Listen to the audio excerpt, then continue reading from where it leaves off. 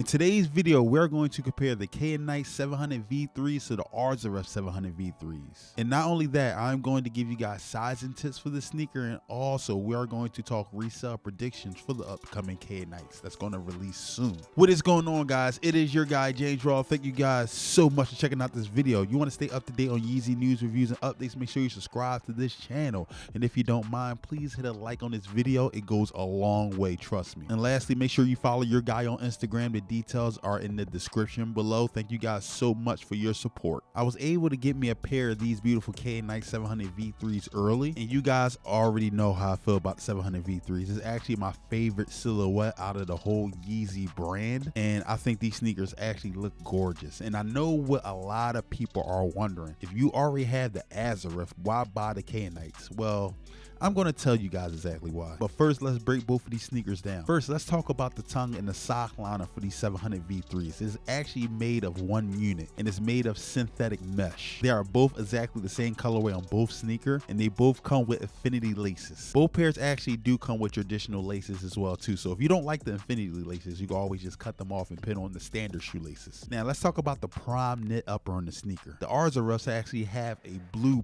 prime knit upper on the sneaker, and the stripes that's on the upper is actually in white and gray, while the KYANITE prime knit actually comes in a primary white and gray colorway. And if you really look at the sneaker actually has two shades of blue. The first shade is actually a dominant royal blue colorway, but if you look towards down of the stripe, you actually see like a peacock blue, which I think looks pretty neat. Love how it looks. Now both these sneakers do have the exoskeleton RPU cage. They're both translucent and they also glow in the dark, but both pairs actually looks different. The ARZARETH actually has a clear cage, while the KYANITE actually has a off-white cage, which I think makes the sneaker look very, very unique. Now let's talk about the toe box. The toe box technically is the same color, but I don't know if I'm crazy or not, but I actually think the toe box on the ARZARETH looks a little darker than the ones on the KYANITEs. I don't know. I want you guys to take a look at it and make sure you guys tell me what you think about the toe boxes on both these sneakers in the comment section. But one of my favorite details of the sneaker is the toe box. I love how it just looks like a tiger fang. I think it looks sick with the sneaker. Now both these sneakers come with EVA midsoles. They do not have the traditional Adidas boost. And to be honest with you, I love the direction that Adidas took with these sneakers. It just looks a lot different from the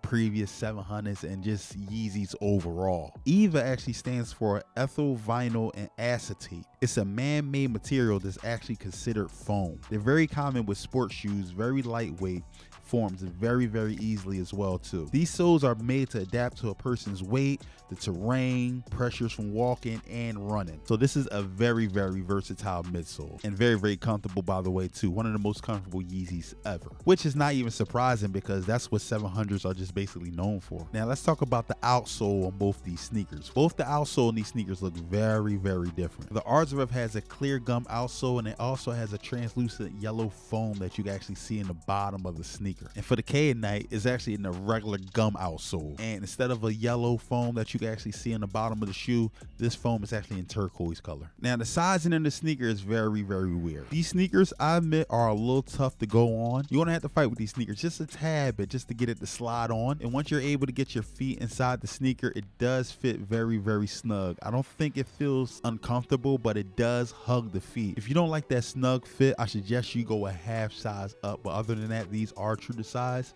and they will hug your feet. And let me give you guys a resale prediction for the KYANITE Yeezy 700 V3s. Right now, if you wanted to purchase the sneaker early, it's selling for about $350 to $400 depending on size. And when these sneakers actually get released, I do expect for it to fall just a little bit though, not a lot. I do expect the sneaker to sell for about $280 USD to about $350 USD. I don't think these sneakers are going to do a ZO numbers, but I do expect for these sneakers to be somewhere around the Alva price range. So if you are trying to buy this sneaker to resell, I really think you'll make a good buck with these kicks. Overall, do I think the sneaker is worth buying? Yes, because I think this is just a totally different sneaker than the ARZARETH. These sneakers are a lot darker than the ARZARETH 700 V3s. I think the off-white coloring complement the sneaker very, very well, and the blue actually dominates on the ARZARETH, and I don't think the blue actually dominates on the KYANITEs at all. This sneaker gives a nice subtle look. Thank you guys so much for checking out this video. Make sure you guys let me know how you feel about these kicks in the comment section. Until then, I see you guys when I see you.